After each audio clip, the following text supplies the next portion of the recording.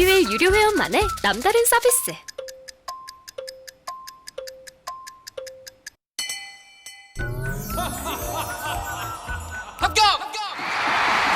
합격하고 돈도 받는 혜택. 오직 에듀윌 유료 회원에게만. 무료 합격!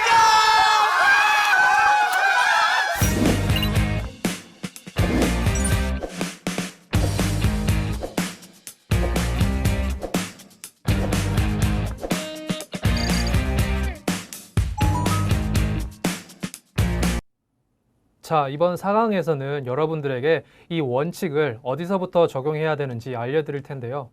결론부터 말씀드릴게요. 이 원칙 자소서부터 적용하셔야 해요. 왜냐고요?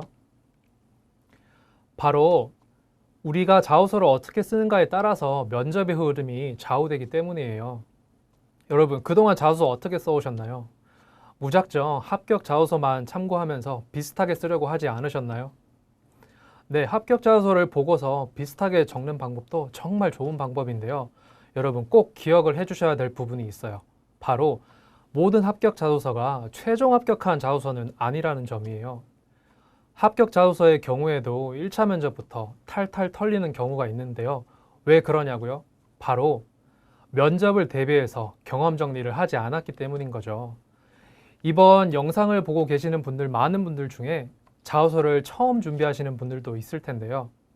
여러분, 서류만 통과하는 자소서를 작성하고 싶으신가요? 아니면 최종 면접, 최종 합격까지, 최종 합격을 도와주는 바로 끝까지 살아남는 합격 자소서를 쓰고 싶으신가요?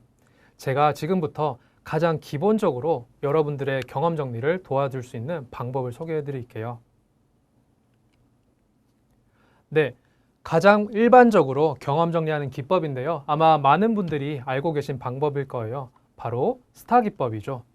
STAR, 바로 상황과 과업, 극복 행동, 그리고 결과 순으로 지원자분의 특정 경험을 정리하는 건데요.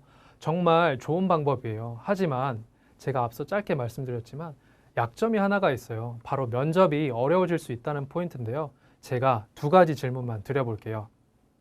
첫 번째 질문인데요. 바로 지원자분의 경험에 대한 질문이에요. 많은 분들이 스타 기법으로 경험을 정리하면서 그저 극복 행동과 그리고 성과만을 보여주기 급급한 나머지 구구절절한 이야기를 적게 되는데요. 여러분, 그 경험 지원자분만 하는 경험일까요? 아니라는 거죠. 두 번째 질문인데요. 자소서를 언제 읽는다고 생각하세요? 많은 분들이 서류 제출 과정에서부터 읽는다고 생각을 하시는데요. 실제 면접을 다녀오신 분들이라면 한 번쯤 경험하셨을 거예요. 여러분의 자소서를 실제로 읽는 순간은 바로 여러분 면접에서 1분 자기소개를 시키고부터 시작을 하죠.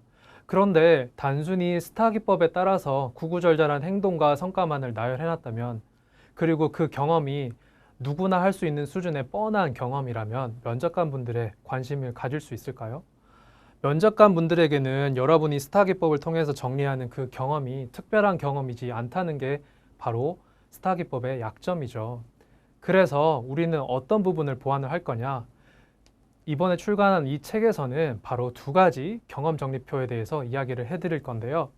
자세한 이야기는 책을 통해서 확인이 가능하고요. 저는 이번 강의에서 그 핵심인 두 가지 경험 정리표에 대해서 이야기를 해드릴까 해요. 먼저 첫 번째 스텝 1 경험 정리표부터 설명을 해드릴까 하는데요. 한번 바로 확인을 해볼게요. 스텝 1 경험 정리표예요. 스텝 1 경험 정리표를 보시면은 여러 가지 항목들로 구성이 되어 있죠. 그런데 이렇게만 보면은 이해하시는데 조금은 어려울 수 있어요. 그래서 제가 기존의 스타 기법과 어떤 점에서 다른지 비교를 해서 보여드리도록 할게요. 자, 다음 화면을 볼까요? 기존에 왼쪽에 있는 것이 스타 기법으로 경험을 정리하는 과정이고요. 오른쪽이 스텝 1 경험 정리표를 통해서 새롭게 경험을 정리하는 방법이에요. 보시면 빨간 줄 표시되어 있는 것처럼 목표 그리고 결과에 대한 이야기가 적혀져 있죠. 스텝 1 경험 정리표의 핵심은 바로 에피소드 중심 그리고 목표 중심으로 경험을 정리하는 건데요. 저는 에피소드 중심이 뭔지 모르겠어요 라고 이야기하는 친구들을 위해서 제가 다음 페이지에서 그게 무엇인지 소개를 해드릴게요. 자, A라는 경험이 있죠. 예를 들어서 우리가 인턴 경험을 했다고 해봅시다. 그러면 실제로 우리는 그 안에서 거래처 간의 갈등, 팀원 간의 갈등처럼 여러 가지 에피소드들이 있었을 거예요. 기존의 스타 기법은 여러 가지 경험 안에 있었던 에피소드들을 구구절절하게 이야기를 하고 있는데요. 스텝 1 경험 정리표에서 이야기하고 싶은 핵심은 뭐냐? 바로 이 특정 에피소드 하나만 선정을 하자는 거예요. 그럼 그 에피소드는 어떻게 선정하냐고요? 바로 지원자분이 보여줄 수 있는 강점을 중심으로 에피소드를 선정을 해봐야 된다는 거죠. 자, 이제는 목표 중심에 대해서도 한번 이야기를 해볼 텐데요. 목표 중심이 뭔지 제가 예시를 통해서 설명을 해드릴게요. 자, 위에는 스타 기법으로 경험을 정리한 거고요. 아래는 스텝 1 경험 정리표로 동일한 경험을 정리한 예시예요. 먼저 화면을 잠시 멈추고요. 다음 내용을 한번 읽어보세요. 자, 읽어보셨나요? 스타 기법에서는 어려움과 그리고 지원자분의 극복 행동 그리고 결과에 대해서 이야기를 해주고 있는데요. 스텝 1 경험 정리표를 보면 빨간 줄이 그어져 있죠. 자, 빨간 줄을 위주로 한번 볼게요. 매출 증대라는 목표, 그리고 하루에 5개만이라도 팔아보자는 목표, 목표에 대한 이야기가 나오고 있죠. 기존 스타 기법에서는 없던 이야기인데요. 스텝 1 경험 정리표에서는 바로 이 목표를 중심으로 이야기를 전개해주고 있어요. 그러면 여러분, 왜 목표를 중심으로 정리를 하는지 궁금해지실 거예요. 그럼 우리가 이전에 어떤 문제 상황을 해결했던 경우를 떠올려 볼까요? 우리가 문제 상황이 발생했을 때 무작정 행동으로 옮기던가요? 아니죠. 문제를 해결하기 위한 목표를 수립하고 그 목표를 달성하기 위해서 A도 하고 B도 하고 C도 하는 이런 이야기를 적게 되죠. 기존의 스타 기법에서는 목표에 대한 이야기가 없이 그저 어려움과 극복 행동만을 나열하기 바빴는데요. 그러다 보니까 면접관 분들 입장에서는 지원자분이 왜 이런 행동을 했는지 알 수가 없겠죠. 그래서 실제로 어떤 질문을 할까요? 이러한 경험 정리표를 통해서 면접을 가게 되면 면접관 분들이 아마 한 번쯤 이런 질문을 던졌을 거예요. 지원자분, 이러이러한 행동을 하셨다고 했는데 그때 문제를 해결하기 위해서 어떤 목표를 세우셨어요? 그 목표에 대해서 한 번쯤 물어볼 거예요. 우리 스텝 1 경험 정리표에서는 면접관의 관점에서 궁금해할 포인트를 미리 자소서에 녹여서 목표 중심으로 이야기를 정리를 해줄 거예요. 자, 그럼 스텝 1 경험 정리표를 통해서 지원자분의 에피소드 그리고 목표 중심으로 가장 기본적인 경험 정리가 될 텐데요.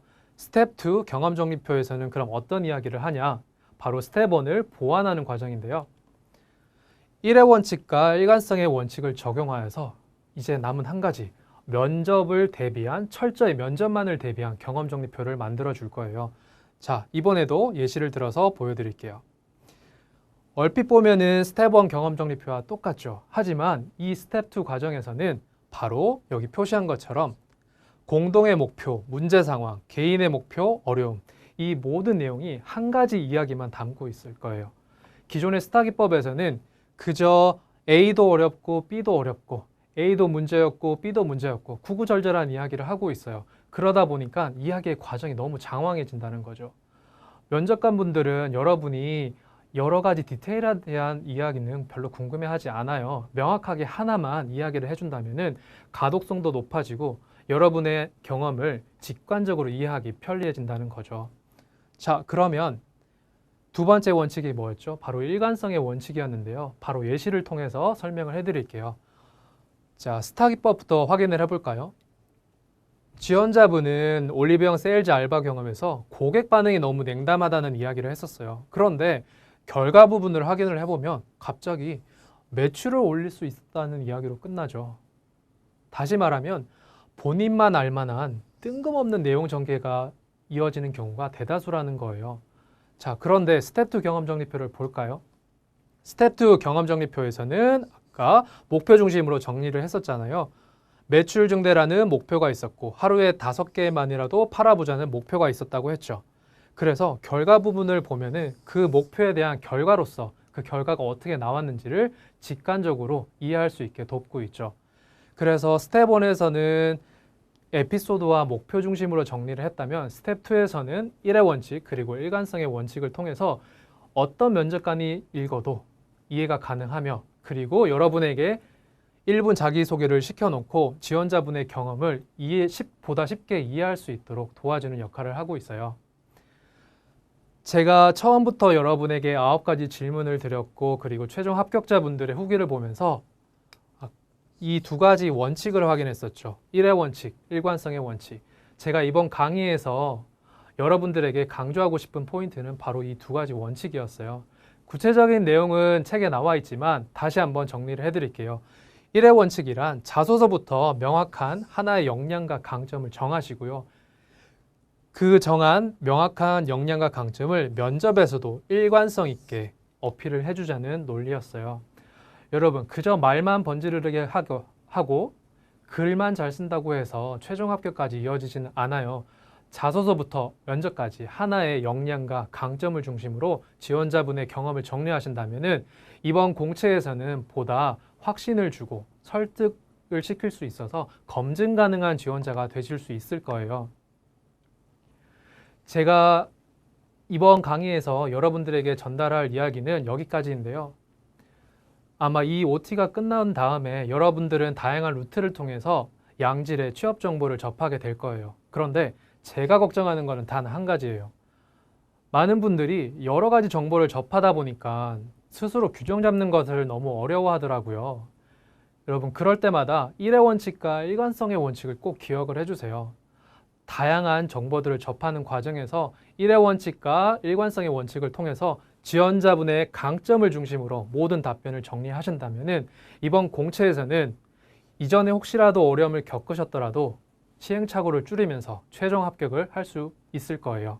이전에 많은 분들이 그저 말만 잘하는데 치중했어요. 글만 잘 쓰는데 치중했고요. 하지만 1의 원칙, 일관성 이 2가지 원칙만을 통해서 시행착오를 줄이며 최종 합격할 수 있었다는 부분을 꼭 기억을 해주시면서요. 제 이야기는 여기서 마치겠습니다. 지금까지 저는 에듀윌 끝까지 살아남는 대기업 자소서의 저자 변정호였고요. 지금까지 강의를 들어주셔서 감사합니다.